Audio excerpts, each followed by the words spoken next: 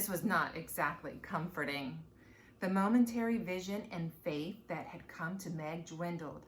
But suppose I can't get Charles Wallace away from it? Stop, Mrs. Whatsit held up her hand. We gave you gifts the last time we took you to Camazotz. We will not let you go empty-handed this time. But what we can give you now is nothing you can touch with your hands.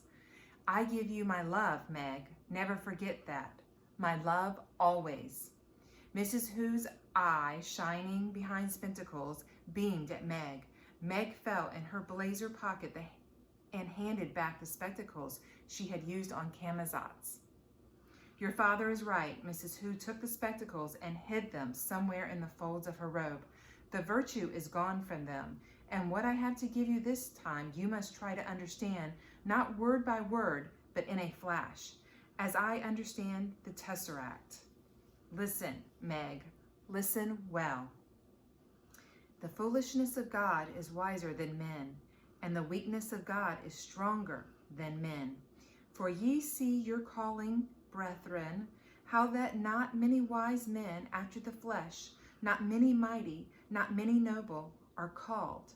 But God hath chosen the foolish things of the world to confound the wise, and God hath chosen the weak things of the world to confound the things which are mighty, and base things of the world, and things which are despised, hath God chosen, ye and things which are not, to bring to naught things that are.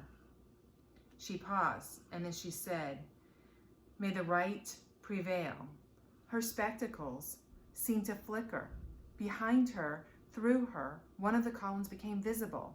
There was a final gleam from the glasses, and she was gone.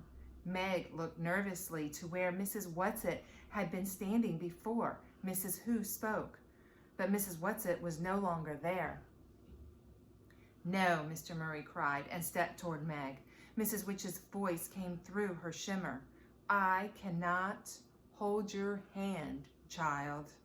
Immediately, Meg was swept into darkness, into nothingness, and then into the icy, devouring cold of the black thing. Mrs. Witch won't let it get me, she thought over and over, while the cold of the black thing seemed to crunch at her bones. Then they were through it, and she was standing breathlessly on her feet on the same hill on which they had first landed on Camazotz. She was cold and a little numb, but no worse than she had often been in the winter in the country when she had spent an afternoon skating on the pond. She looked around. She was completely alone. Her heart began to pound. Then, seeming to echo from all around her, came Mrs. Witch's unforgettable voice. I have not given you my gift. You have something that it has not. This something is your only weapon, but you must find it for yourself. Then the voice ceased, and Meg knew she was alone. She walked slowly down the hill, her heart thumping painfully against her ribs. There below her was the same row of identical houses they had seen before, and beyond these the linear buildings of the city. She walked along the quiet street. It was dark and the street was deserted.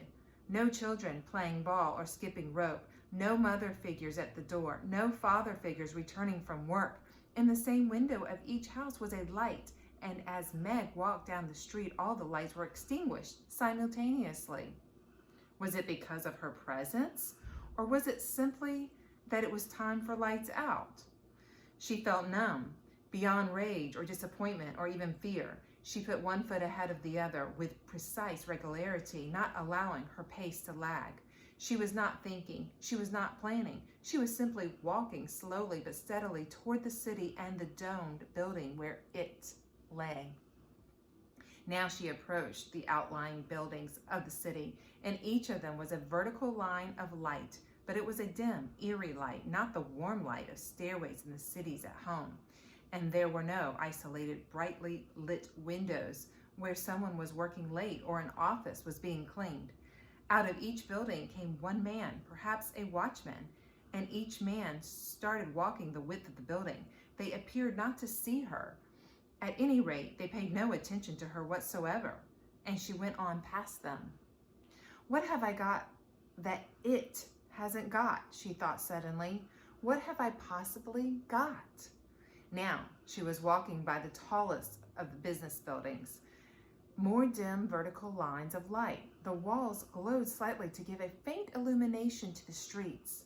Central Intelligence was ahead of her. Was the man with red eyes still sitting there, or was he allowed to go to bed? But this was not where she must go, though the man with red eyes seemed the kind old gentleman he claimed to be when compared with it. But he was no longer of any consequence in the search for Charles Wallace. She must go directly to it. It isn't used to being resisted. Father said that's how he managed and how Calvin and I managed as long as we did. Father saved me then. There's nobody here to save me now. I have to do it myself. I have to resist it by myself. Is that what I have that it hasn't got? No, I'm sure it can resist. It just isn't used to having other people resist. Central Intelligence blocked with its huge rectangle and end of the square. She turned to walk around it, and almost imperceptibly, her steps slowed. It was not far to the great dome which housed it.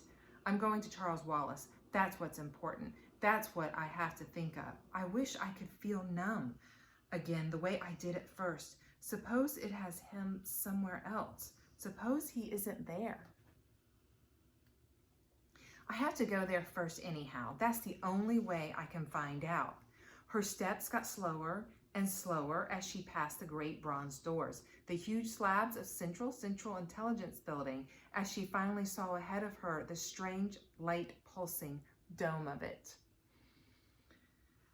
Father said it was all right for me to be afraid. He said to go ahead and be afraid. And Mrs. Hu said, I don't understand what she said, but I think it was meant to make me not hate being only me and me being the way I am. And Mrs. Whatsit said to remember that she loves me. That's what I have to think about, not about being afraid or not as smart as it. Mrs. Whatsit loves me. That's quite something, to be loved by someone like Mrs. Whatsit. She was there. No matter how slowly her feet had taken her at the end, they had taken her there. Directly ahead of her was the circular building, its walls glowing with violet flame, its silvery roof pulsing with a light that seemed to Meg to be insane. Again, she could feel the light, neither warm nor cold, but reaching out to touch her, pulling her toward it. There was a sudden sucking, and she was within. It was as though the wind had been knocked out of her. She gasped for breath, for the breath in her own rhythm, not the permeating pulsing of it. She could feel the inexorable beat within her body, controlling her heart, her lungs, but not herself, not Meg. It did not quite have her. She blinked her eyes rapidly and against the rhythm until the redness before them cleared and she could see. There was the brain. There was it, lying, pulsing and quivering on the days, soft and exposed and nauseating. Charles Wallace was crouched beside it, his eyes still slowly twirling, his jaw still slack, as she had seen him before, with a tick in his forehead, reiterating the revolting rhythm of it. As she saw him, it was again as though she had been punched in the stomach, for she had to realize afresh that she was seeing Charles, and yet it was not Charles at all. Where was Charles Wallace, her own beloved Charles Wallace? You have nothing that it hasn't got, Charles Wallace said coldly. How nice to have you back, dear sister. We have been waiting for you. We knew that Mrs. Whatsit would send you. She is our friend, you know. For an appalling moment, Meg believed, and in that moment she felt her brain being gathered up into it. No, she screamed at the top of her lungs. No, you lie. For a moment she was free from its clutches again. As long as I can stay angry enough, it can't get me. Is that what I have that it doesn't have? Nonsense, Charles Wallace said. You have nothing that it doesn't have. "You're lying," she replied, and she felt only anger toward this boy who was not Charles Wallace at all. No, it was not anger. It was loathing. It was hatred, sheer and unadulterated. And as she became lost in hatred, she also began to be lost in it. The red miasma swam before her eyes. Her stomach churned in its rhythm. Her body trembled with the strength of her hatred and the strength of it. With the last vestige of consciousness, she jerked her mind and body. Hate was nothing that it didn't have. It knew all about hate. "You are lying about that, and you were lying about Mrs. Whatsit," she screamed. "Mrs. Whatsit hates you," Charles Wallace says, and that was where it made its fatal mistake, for as Meg said automatically, "Mrs. Whatsit loves me. That's what she told me, that she loves me." Suddenly she knew love. That was what she had that it did not have. She had Mrs. Whatsit's love, and her father's, and her mother's, and the real Charles Wallace's love, and the twins, and Aunt Beast's, and she had her love for them.